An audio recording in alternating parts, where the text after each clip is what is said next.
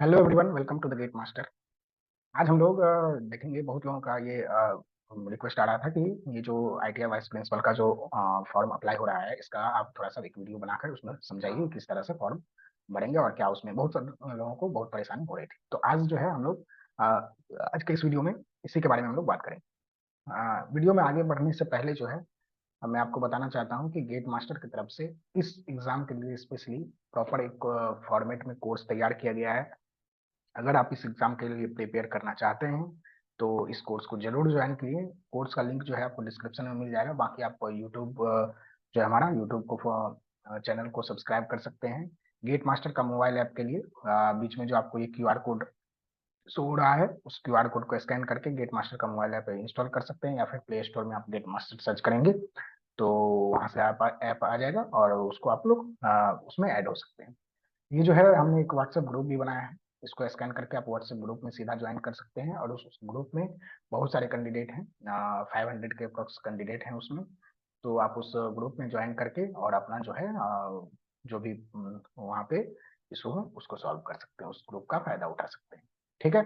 तो उस सबका लिंक जो है आपको डिस्क्रिप्शन में मिल जाएगा। तो आप उसको जरूर ज्वाइन कीजिए। कोर्स को ज्वाइन करना हो तो गेट मास्टर को आप कॉन्टेक्ट कर सकते हैं। ठीक है। सारा लिंक जो है आपको डिस्क्रिप्शन में मिल जाएगा, या फिर ग्रुप ज्वाइन करके और व्हाट्सएप नंबर जो है गेट मास्टर। फॉर्म अप्लाई करने के लिए सबसे पहले आपको बीपीएससी का जो ऑफिशियल वेबसाइट है वहाँ पे आना होगा। यहाँ पे बीपीएससी का ऑफिशियल वेबसाइट, इसको वीडियो के डिस्क्रिप्शन में भी आपको मिल जाएगा। उस वेबसाइट पे आके आपको जो है बीपीएससी का जो होम पेज है वो आपको मिलेगा। यहाँ पे जो है आने के बाद आप यहाँ पे देख सकते हैं, देखिए। ठीक है। अप्लाई ऑनलाइन का ऑप्शन है। ठीक है, ये अप्लाई ऑनलाइन। जब आप इस अप्लाई ऑनलाइन पे क्लिक करेंगे तो यहाँ पे बीपीएससी ऑनलाइन एप्लीकेशन यहाँ आप देख सकते हैं, जो ब्लू से रेड हो रहा है, ये वाला बीपीएससी ऑनलाइन एप्लीकेशन पे आपको क्लिक करना होगा। और फिर इस पे क्लिक करने के बाद जो है यहाँ पे एक बोलेगा कि ये वेबसाइट छोड़ करके आप दूसरे वेबसाइट पे जा रहे हैं, तो ऑनलाइन वाला जो बीपीएससी का वेबसाइट है उस पे आपको ले जाएगा। कभी कभी इस पे क्लिक करने के बाद जो है आपको पॉपअप शो होगा, तो पॉपअप को ऑलवेज अलाउ कर दीजिए। ये ऑनलाइन वाला जो वेबसाइट है ये ओपन हो जाएगा और यहाँ पे आप इस तरह से आपका जो है इंटरफेस यहाँ पे शो होगा। ठीक है। इसमें आपको क्या करना है, ये जो ऑनलाइन रजिस्ट्रेशन है इस पे आपको क्लिक करना होगा। ठीक है। जब आप इस पे क्लिक करेंगे तो ये नीचे लेकर के आपको चला जाएगा और जितने भी एडवर्टीजमेंट है अभी फिलहाल जिसके लिए अप्लाई हो रहा है फॉर्म, वो यहाँ पे आपको शो होगा। ठीक है। तो यहाँ पे देख सकते हैं एडवर्टीजमेंट नंबर 25/24, 25, 26, 27, 28, ये सब 4 एडवर्टीजमेंट है जिसका फॉर्म फिलिंग अभी चल रहा है करेंट। ठीक है। तो अगर ये एडवर्टीजमेंट में जैसे हमने वाइस प्रिंसिपल के लिए करना है, तो आईटीआई वाइस प्रिंसिपल के लिए तो ये देखिए 28/2014 ये एडवर्टीजमेंट नंबर सबसे लास्ट में है। यहाँ पे आपको जाना होगा। अगर इससे एडवर्टीजमेंट आपको अगर आपको डाउनलोड करना है तो एडवर्टीजमेंट डाउनलोड करने के लिए जो है अ, यहाँ पे देख सकते हैं एडवर्टीजमेंट डाउनलोड करने के लिए जो है ये पीडीएफ है। ठीक है। तो यहाँ पे आपको क्लिक करना होगा, एडवर्टीजमेंट डाउनलोड हो जाएगा। कुछ इंस्ट्रक्शन है ऑनलाइन फॉर्म फिल करने के लिए, तो यहाँ से आपको मिल जाएगा। ये सब देखने के बाद जो है अगर आपको अप्लाई करना है तो यहाँ क्लिक हियर टू अप्लाई जो है यहाँ पे सबसे लास्ट में इस पे आपको क्लिक करना होगा।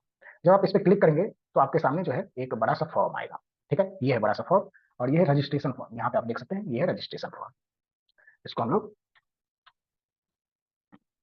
ये हमारा रजिस्ट्रेशन फॉर्म। इसमें आपको क्या करना होगा, अपना नेम, कैंडिडेट का नेम, मिडिल नेम, ये सारे बीपीएससी के जितने भी फॉर्म होते हैं सब में ये स्टेप फॉलो करना होता है। तो आपको घबराने की जरूरत नहीं, कोई भी फॉर्म आप फिल करेंगे तो आपको ये करना ही पड़ेगा। ठीक है। तो candidate first name, middle name, last name, फिर father's name, husband name, mother's name, marital status, married, unmarried जो भी है, जेंडर है, सेलेक्ट आईडी, जो भी आधार कार्ड नंबर यहाँ पे आपको डालना होगा। ठीक है। और आधार अपलोड भी करना होगा आपको। ठीक है। और अगर सिटीजन ऑफ इंडिया में यस करना होगा, रेसिडेंस अगर बिहार के हैं तो यस, नहीं तो नो करना होगा यहाँ पे आपको। और रिजर्व कैटेगरी में है तो यस कीजिए। ठीक है। और उसके बाद जो भी कैटेगरी आपका वो सेलेक्ट कीजिए। अगर नहीं है रिजर्व कैटेगरी में, अगर आप अनरिजर्व में है तो आपको नो पे क्लिक करना होगा।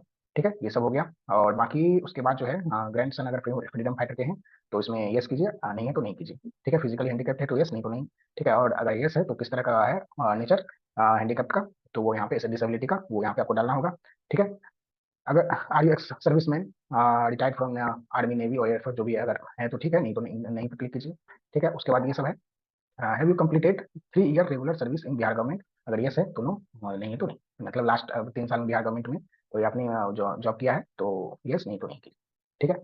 तो डेट ऑफ बर्थ यहाँ पे आपको डालना होगा। उसके बाद एड्रेस जो भी है परमानेंट एड्रेस, ये कॉरेस्पॉन्डेंस और परमानेंट, यहाँ पे पहले कॉरेस्पॉन्डेंस और नीचे जो है परमानेंट एड्रेस आपको फिल करना होगा। ये इस एग्जाम के लिए क्वालिफिकेशन है या नहीं है, तो फॉर्म फिल कर रहे हैं तो स्वाभाविक आपके पास होगा ही। तो यहाँ पे ये सबको कर देना है, ईमेल आईडी यहाँ पे डालना है, कंफर्म ईमेल आईडी करके इसको वेरीफाई कर लेना है, और मोबाइल नंबर यहाँ डाल के ओटीपी लेकर के मोबाइल नंबर को वेरीफाई कर लेना है और कैप्चा डाल करके सबमिट रजिस्ट्रेशन फॉर्म कर देना है। इससे क्या होगा, आपका रजिस्ट्रेशन हो जाएगा। रजिस्ट्रेशन प्रोसेस कंप्लीट करने के बाद जो है आपको registration number, user name, password आपको मिलेगा। ठीक है, ये तीन चीज आपको मिलेगा और तीनों आपके मोबाइल नंबर पे भी आएगा मैसेज।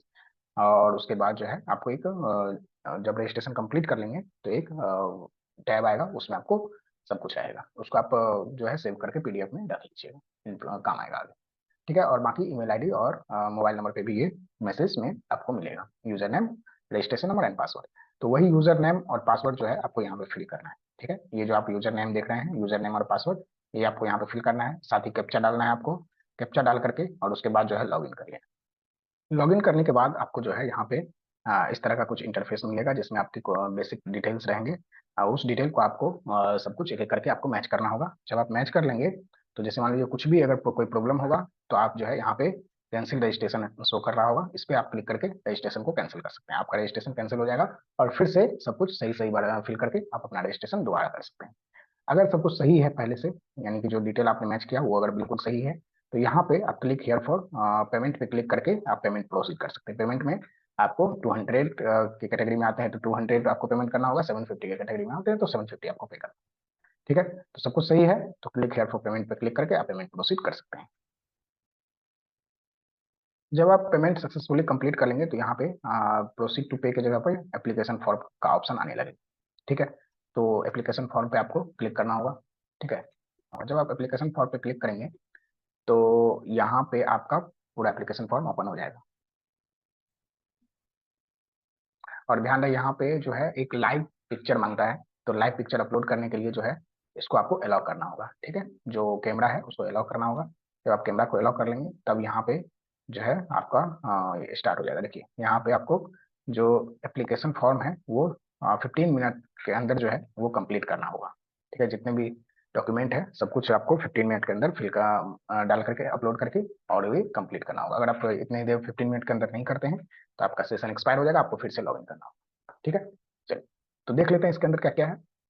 सबसे पहले जो डिटेल आपने फिल किया था पहले वो डिटेल आप मैच कर लीजिएगा, सब कुछ सही रहेगा, फर्दर प्रोसीड कीजिएगा।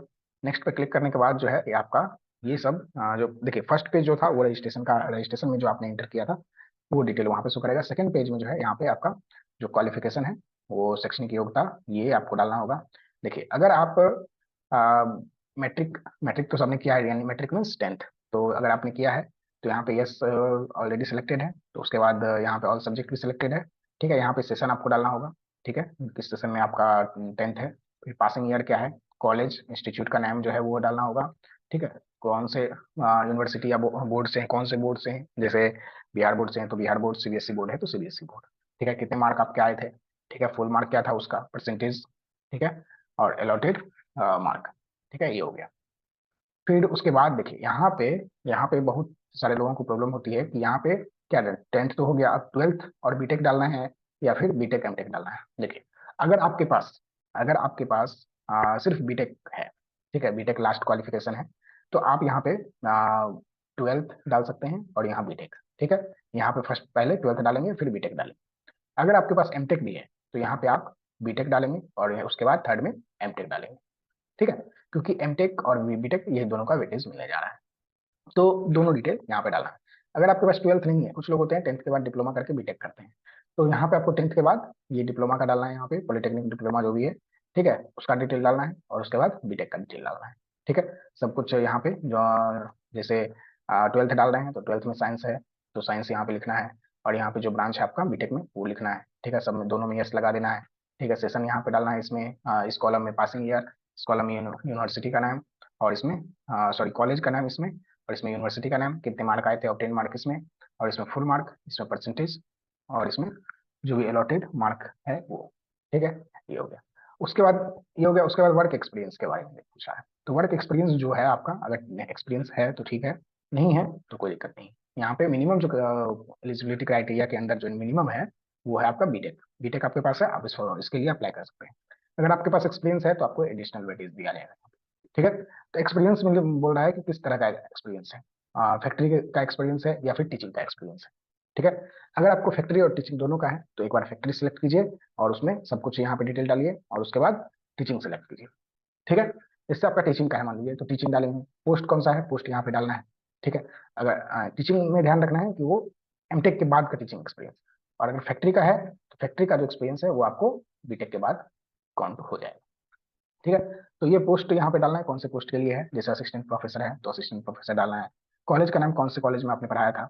ठीक है। या फिर अगर फैक्ट्री एक्सपीरियंस है तो फैक्ट्री का नाम। ठीक है। और उसके बाद पीरियड कब से कब तक आपने पढ़ाया।